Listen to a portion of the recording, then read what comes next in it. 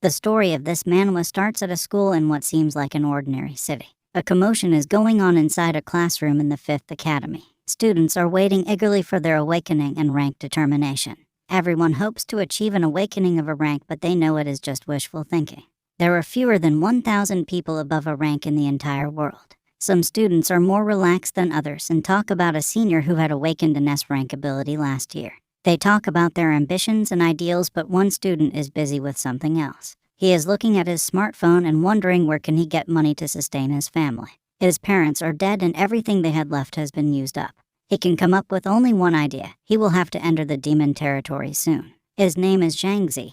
But that was not always the case. He lived in another world, a peaceful world without magic and monsters. But 10 years ago, he came to this world due to a dimensional rift. He was adopted by the Zhang family and they gave him a new home and a new name.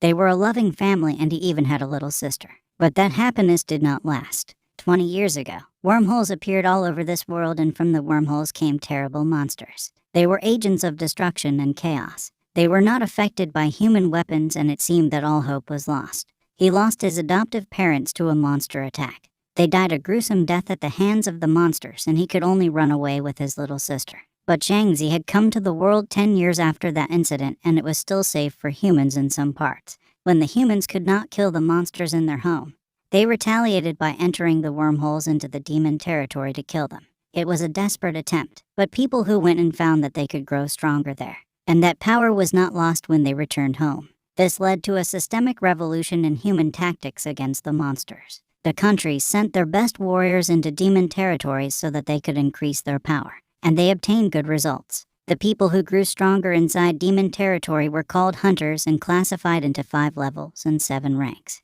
The system of ranking was managed by the Monster Territory Hunter Association, an international organization.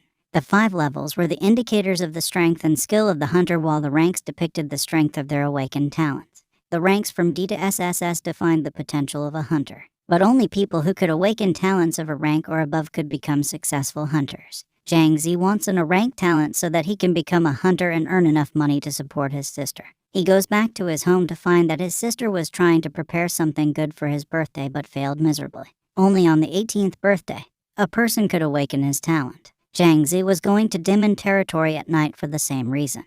The siblings love each other very much and take care of each other whenever possible. Zhangzi's sister decides to go to her friend's house to study while he is in demon territory.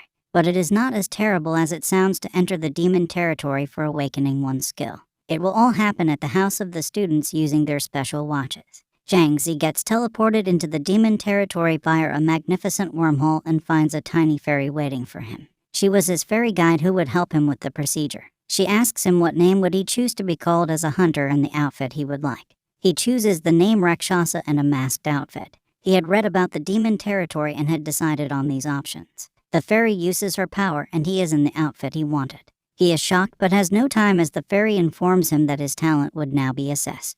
She brings a crystal ball in front of him and his talent will manifest when he places his hand on it.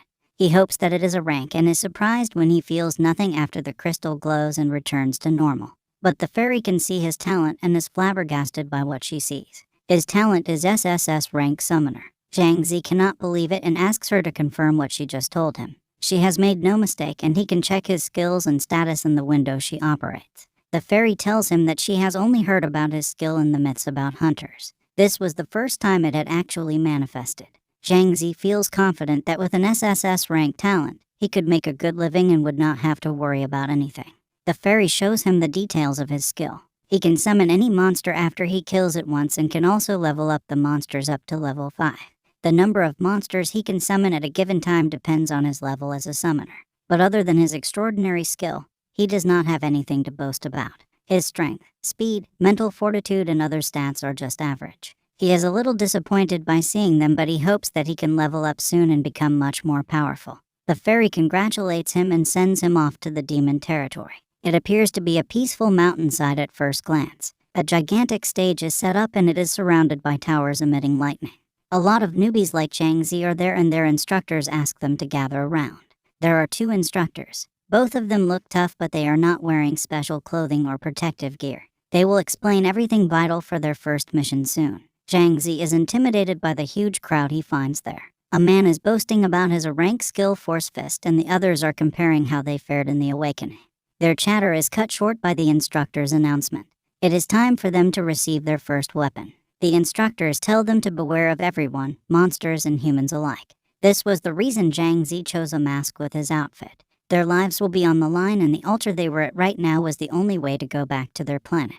Zhang Zi's turn comes and he registers his rank as D. He has taken the advice to beware of humans quite seriously and wants to hide his real ability till he gets strong enough. But the people behind him in the line think that D-rank people should just return home. He chooses a bow as his weapon. It would give him an advantage in range and safety, but he is not good at it either. He realizes he will need a lot of practice before he can use it.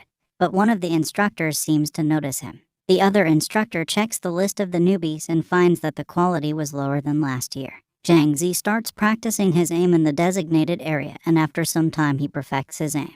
His rate of hitting the bullseye increases and he decides that he is ready to go fight some monsters. The monsters on different levels of demon territory were already known. Zhang Zi had studied about them and knows which monsters he will face. On the first floor, there were violent rabbits, fast but weak. Then there were lava turtles, slow but with high health and armor. The floor boss was the Dark Shadow Wolf, who had great speed and power and could also inflict burning and bleeding damage on its target with the skill Rip.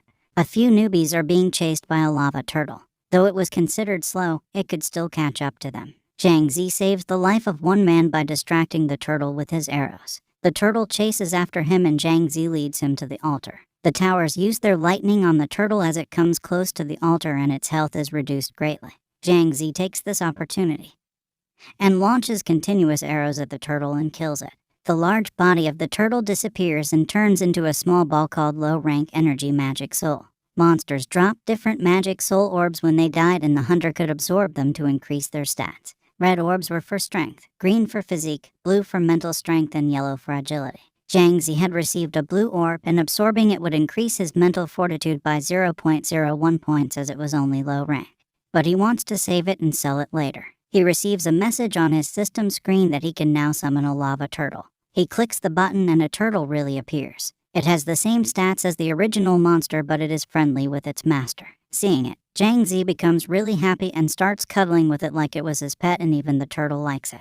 Some other newbies are struggling with a rabbit. But then Zhang Zi appears riding a turtle. All of them are surprised, but he is wearing a mask so they can't know the real identity of the man who could tame monsters. The newbies continue their fight and the rabbit goes into berserk mode after it reaches 50% HP. But then other rabbits join him and the newbies run for their lives. Zhang Zi is enjoying the view from the turtle's back when the newbies run past him and warn him to run away too.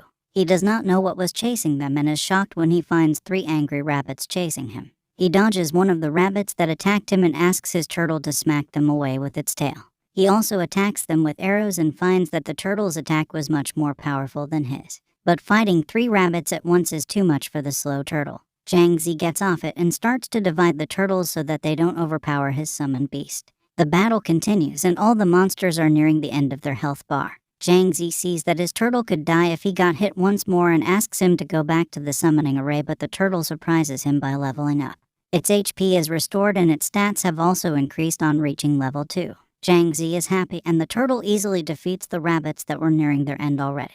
He receives 3 more blue orbs and can now summon the rabbits too. He immediately brings out all 3 of them and now he has a formidable team of beasts. But he gets a notification from the instructors. All the students had to come back to the altar immediately. There is an important announcement for them. It had been a few days and all the students were still unharmed. But the instructors think that they could not handle the floor boss yet and had asked an elite hunter to show them the ropes. Liu Ying, who used the nickname Moon Shadow in the Demon territory, was going to beat the Dark Shadow Wolf for them. She was the senior at Zhang Zi's school who had awakened an S-rank talent. She was as beautiful as she was strong and all the newbies gossip about her. She invites them to join her team using their systems. Zhang Zi finds that her stats have all been hidden except the fact that she uses a sword. He hopes that he gets a chance to defeat the boss himself. But he decides to not summon his beasts as it would only cause confusion with so many people around.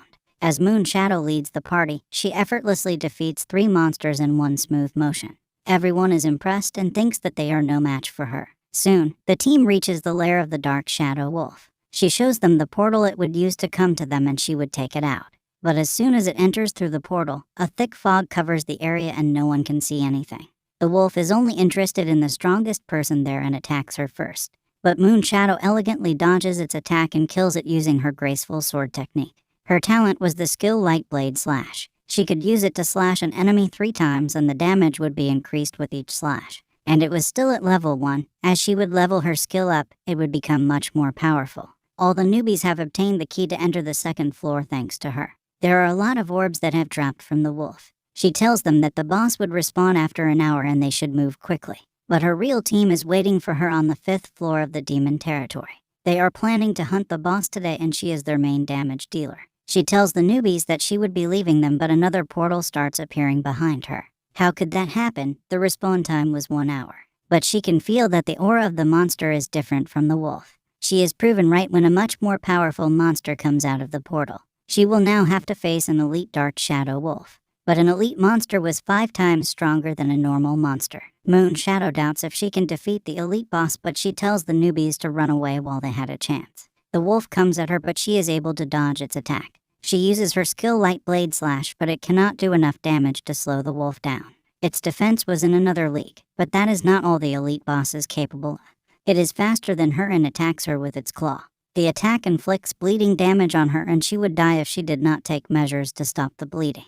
But that will not be possible while she is fighting the wolf. Zhang Zi gets greedy on thinking about the elite dark shadow wolf. He thinks that if he is able to summon a monster like that, he could clear even the higher floors easily. Moon Shadow is facing the wolf and is injured and weakened due to her blood loss. She cannot even activate her skill because of her weakness, and the wolf still has a lot of HP left.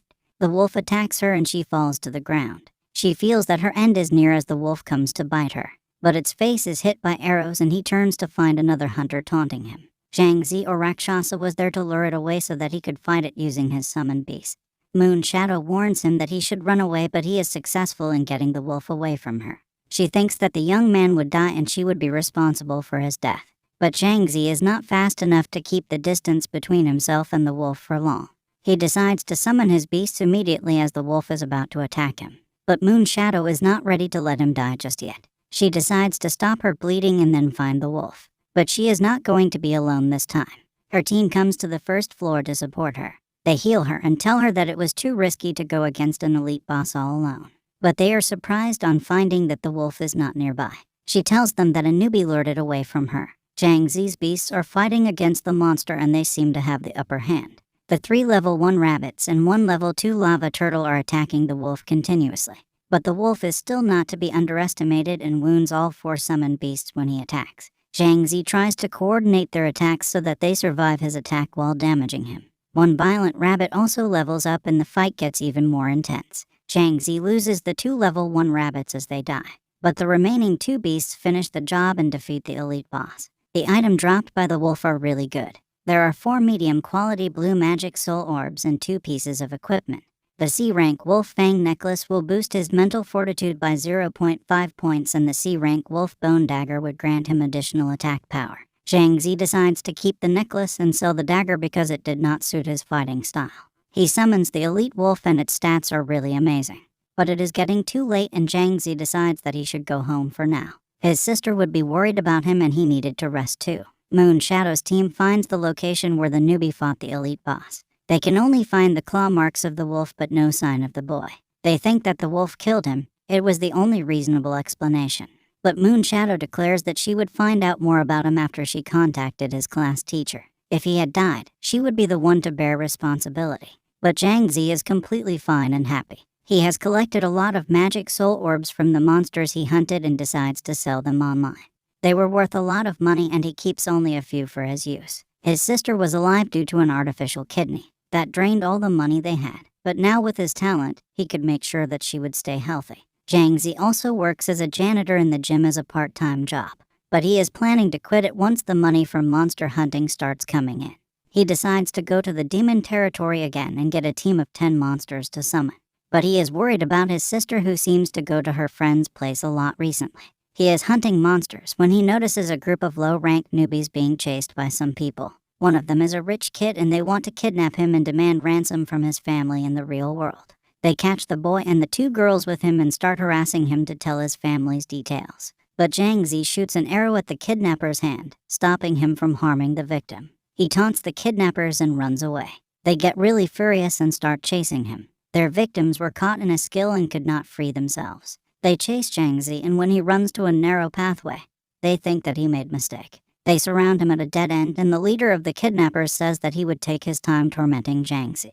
But before they can do anything to harm him, Jiangzi uses his summoning technique and releases all 10 beasts he can summon.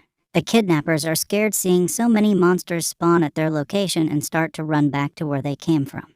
But the most powerful summon is standing there to block their route. They realize that they walked into a trap on seeing the elite Dark Shadow Wolf. Jiangzi has no mercy on them and orders his summoned beasts to kill them. He finds quite a few useful things with the kidnappers. The thing that interests him the most is the Berserker Talisman, which could make its target get unhinged. He decides to keep it for later. The 3 people that were caught by the kidnappers are freed and come to thank the hunter who saved them. The rich kid was actually Jiangzi's classmate, and he offers to reward him with a lot of money. But he declines the offer as it would reveal his true identity to everyone.